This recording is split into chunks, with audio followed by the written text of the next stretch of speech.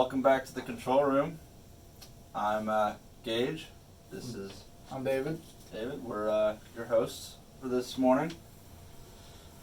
What's on the list here, David? Alright, looks like we're starting off talking about Cyberpunk 2077's multiplayer. A lot of mystery behind that. Yeah, pretty much all speculation at this point, right?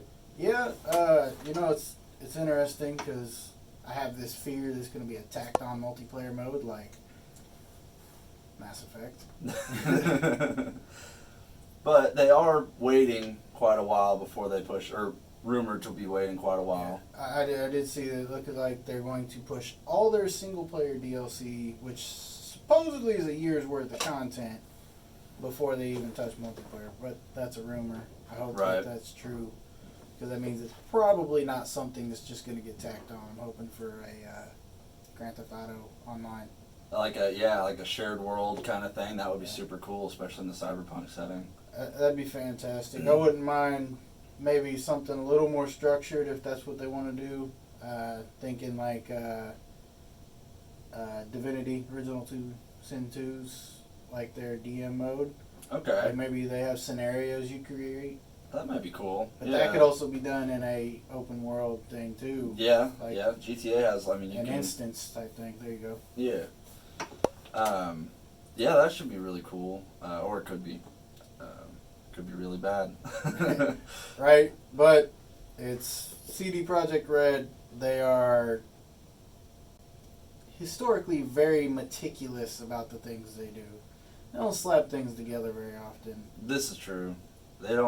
They like to push out quality games. Even the side things they do. I mean, you look at Witcher 3.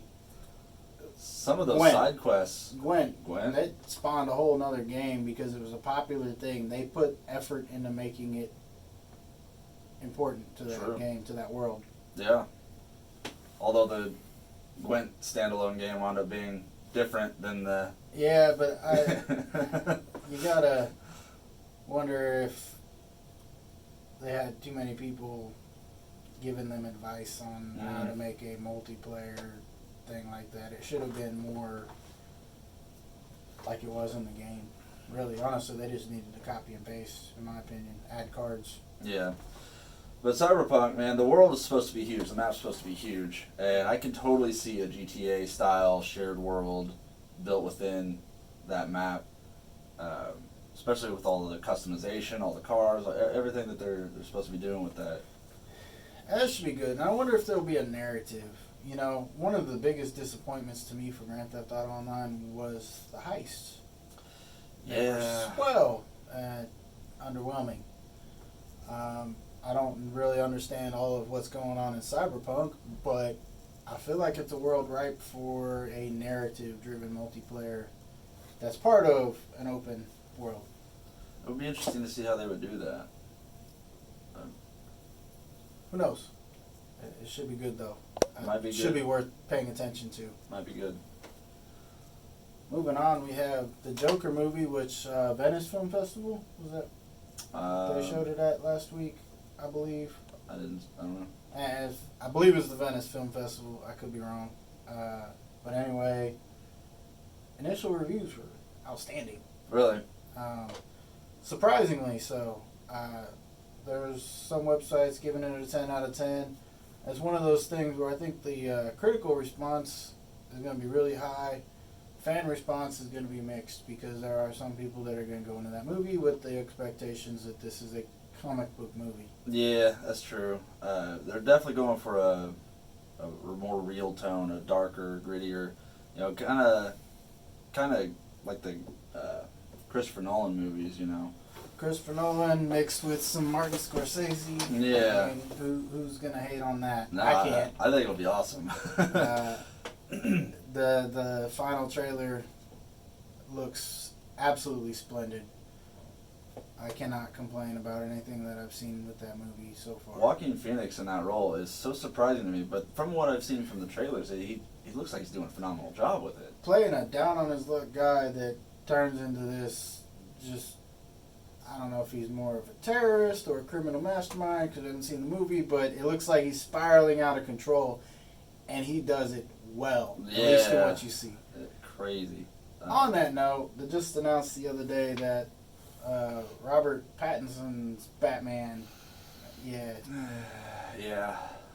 there's a collective sigh there. Nobody is crazy about that guy as Batman. Nobody asked for him. Yeah. Those 3 movies. Yeah, it's supposed to be a trilogy. Yeah. Are not connected to the Joker movie, as some people had speculated and maybe even hoped for. Also not connected to the DC universe as a whole, from what I understand. Yeah, I think that's for the better. I agree. It sounds like they're going for the more investigative, And that's Batman at its best. And that's the part that scares me, is I don't trust him as an actor.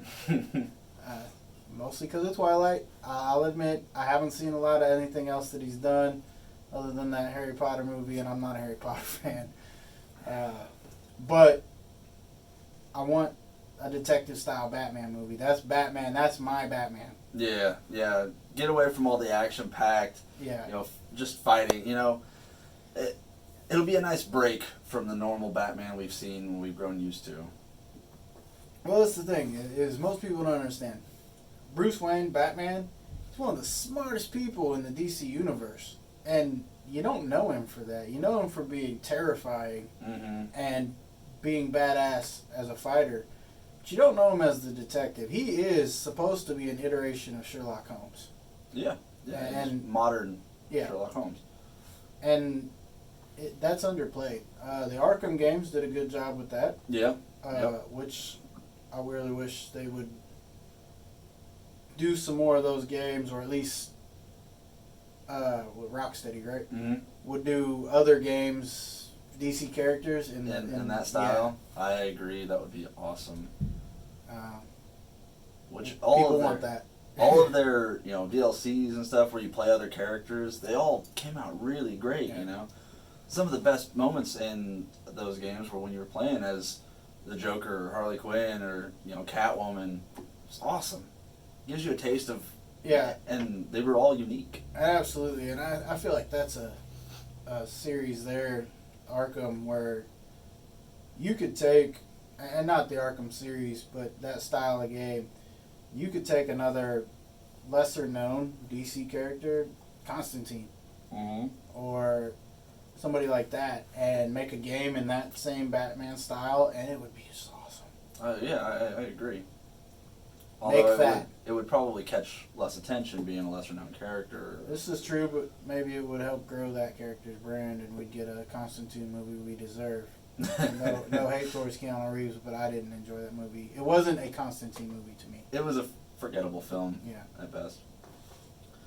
Moving on, we've got... You recently played the Blair Witch game.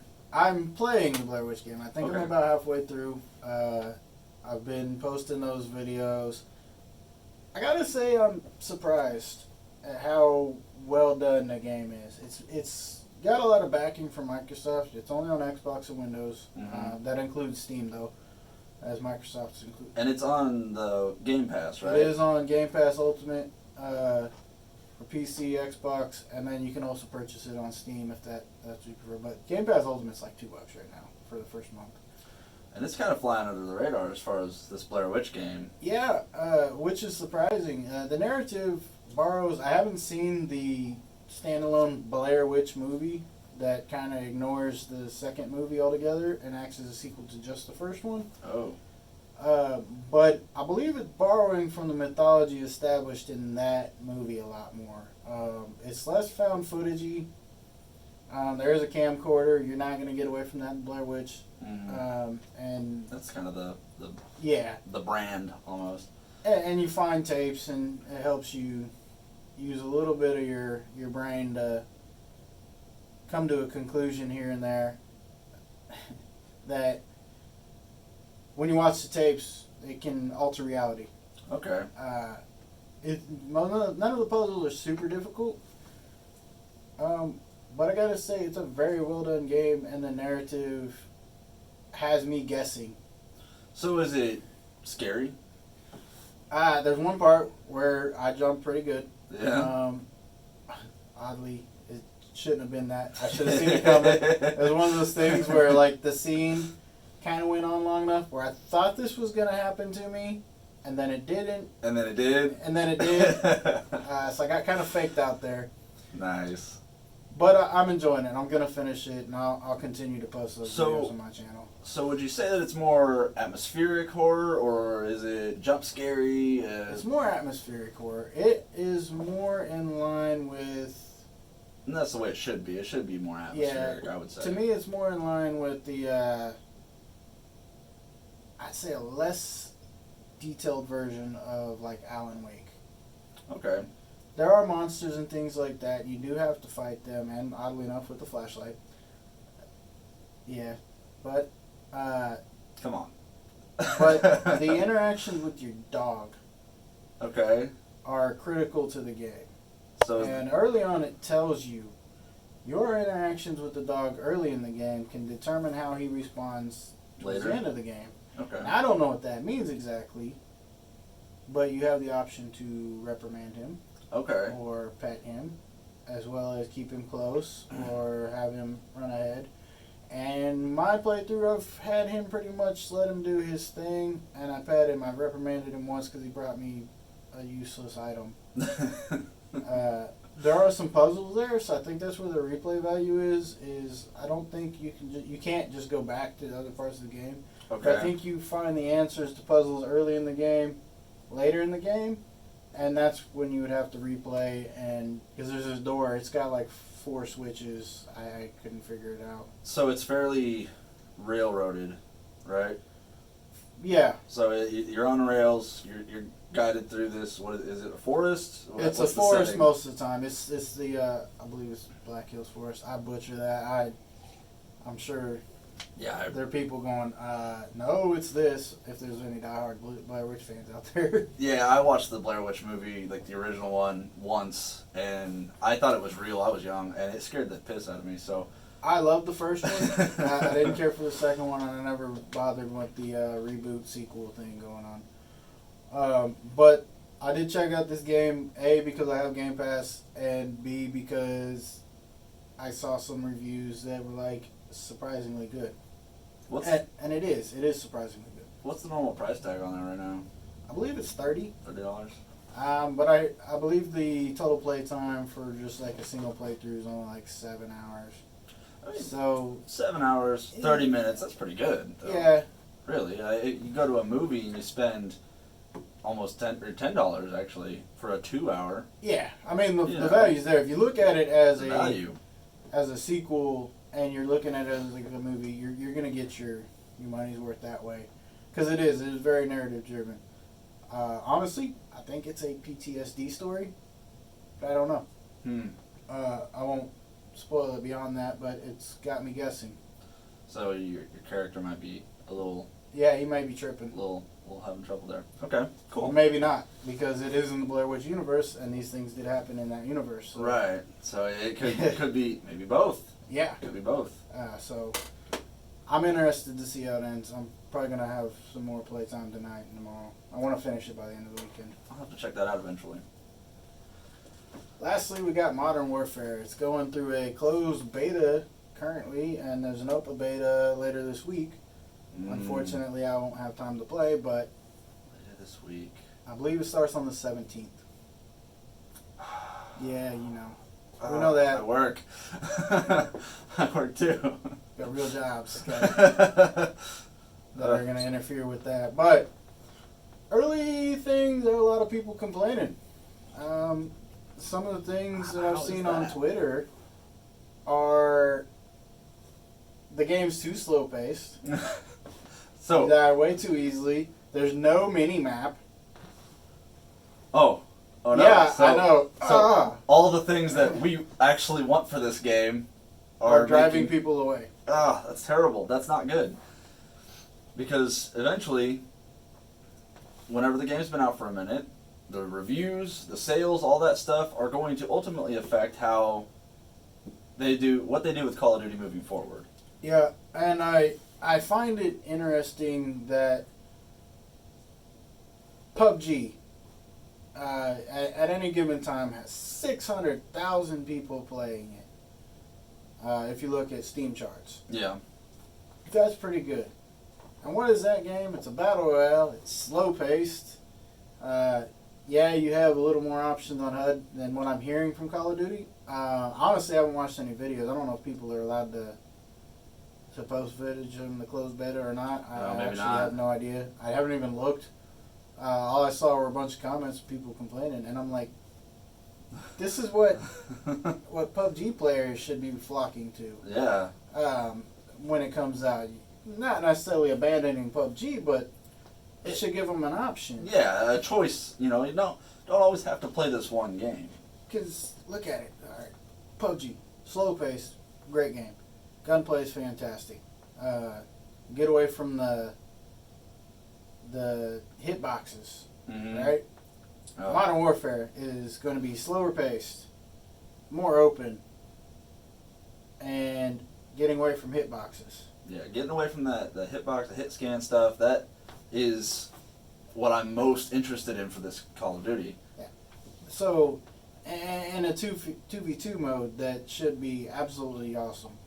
I cannot understand how people want the cookie cutter Call of Duty every year.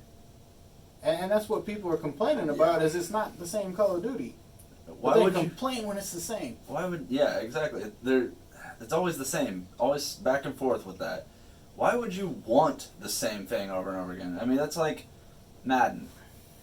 They sell out the same freaking game every year. Yep, and it's good for whatever it is, 10 million copies, and so many people buying Ultimate Team packs. And as a person that plays Madden every other year usually, or if I do the Origin Access, I'll upgrade to the newest Madden, because that's, why wouldn't you? Yeah. At that point. But right. You're already paying for the service. As far as buying Madden by itself, every other year. As far as buying Call of Duty, I haven't. Well, I bought Black Ops 4.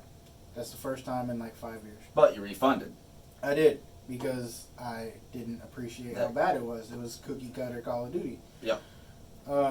Even with the blackout mode, it was still. And blackout mode was fine, but it didn't justify the price tag. It'll be interesting to see with this more realistic Call of Duty, whenever they ultimately push out a Battle Royale mode, how that plays out. I bet it winds up good. I bet it lines out excellent. One of the things that blackout mode did have going for it was the map size was great. Yeah. And diverse. And I liked how they did the map where they tied in all their maps. It had a PvE element to it as well. Had that too. Man, so many times I would get killed by things. Which, that was great. If you wanted to go risk getting a good loot, you risk dying. Yeah, it was definitely not worth it most of the time. Yeah, you go to that cemetery and murder that monster, and get murdered. You were all out of ammo if you did win, so you didn't really win. Yeah. But it was a good time to do it once or twice, Yeah. Same with the hordes of zombies and stuff like that you come across. And I don't want them to get rid of that. I always appreciate that part of Call of Duty, is that they never take themselves too seriously. But at the same time, for your generic, standard Call of Duty multiplayer, team deathmatch, domination, things like that, I absolutely cannot wait for the slower paced stuff. And all these people that are hating, I hope they're the minority. Yeah, I agree. I'm hoping that when the game is released, it actually gets a boom. Hopefully these PUBG players flock to it as well, like you said, and yeah, it's actually successful. Yeah, and one of the parallels that come with Call of Duty, comparing it to PUBG, game that we're not comparing it to, Fortnite. Fortnite's the biggest game in the world. Yeah. Call of Duty was the biggest game in the world. What I'm afraid has happened, and why we're seeing such negative response from the closed beta, is they're all Fortnite players that were formerly Call of Duty players. And now they've grown to be accustomed to this. Yeah. And away from that. And those of us that want a realistic Call of Duty, we're not getting a voice at this time because we're underrepresented. If they're sending out closed beta keys, they're the people that are streamers, more likely. And people that are going to have... And chances are those people playing Fortnite or some other cookie cutter popular shooter. Yeah, there's definitely some big names that have played the Call of Duty so far. I haven't watched any of their streams, so I don't know what their thoughts were on it, but hopefully this is one of those rare occasions where the negativity doesn't impact the game. Well, as late in the game as it is, I don't think it's going to impact this Call of Duty.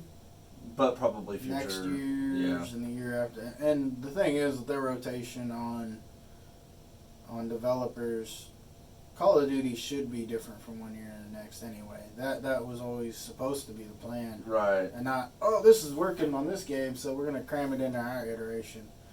I'm hoping we're away from that. I'm hoping, like, the people that want the realistic games get it every couple years, and the people that want the arcadey get it. That would be a fair middle ground. I think that would be great. I think I'm more than content to buy a Call of Duty every 2 years rather than every year. and there will be people that buy it every year. Yeah, but naturally. But for me, to be invested in a shooter, I don't want a game that I gotta buy again every year. Yeah. We've been playing PUBG since it Launch. started, basically, and we still play it regularly. Yep.